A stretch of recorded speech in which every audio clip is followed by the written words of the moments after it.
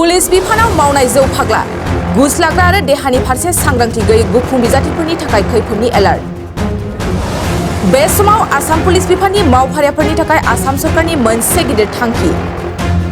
Assam police बिफानखौ गोख्रोंसिन खालामनांगौनि थाखाय आसाम सरकारनि मोनसे गिदिर थांखि।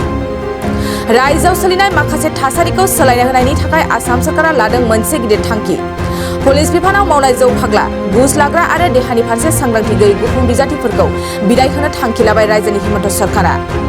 थारैनो नंगौ, थांनाय सिगां समाव गोबां पुलिस बिफाननि मावफारियाफोरनि घुस लानाय, जौ लोंनाया हुस गैयै जानाय आरो बायदि बायदि सांग्रांथि गैयैनि भिडिअआ भाइरेल जाखांबाय, जायनि थाखाय आसाम पुलिस बिफाना माब्लाबा लासिंसिं जाबोबाय। नाथाय जानो हागौ बे खेबनिफ्राय आसाम पुलिस बिफाना लाजिनांथाव थासारिखौ भुगिनांनाय नंला। थांनाय सानसे सिगां लखिमपुर बङालमारा थानानि आइसि बिथांनि घुस लानाय भिडिअआ समाजारि बिजोङाव भाइरेल जानायखौ लानानै पुलिस बिफान आरो आसाम सरकारनि गेजेराव सावरायलायनायनि गेजेरजों गोदान थांखिया जोनोम मोन्दों। बेजोंनो लोगोसे पुलिस बिफाननि मावफारियाफोरनि नोजोरा गोख्रों जाथारनांगोन होननानै रायजो सरकारनिफ्राय गंफ्रोमबो जिल्लानि एसपिनो बिथोन हरबाय। गुन गोनां फरायसाफोरनिसिम मोनसे गोनां फोसावथाय।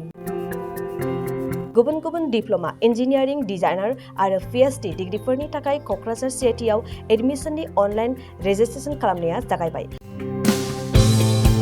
गुबुन गुबुन आयदानि डिप्ल'माजों लोगोसेयै bachelor of technology, bachelor of design, master of technology, master of design आरो डक्टर अफ फिल'सफिनि डिग्री खालामनो हागोन।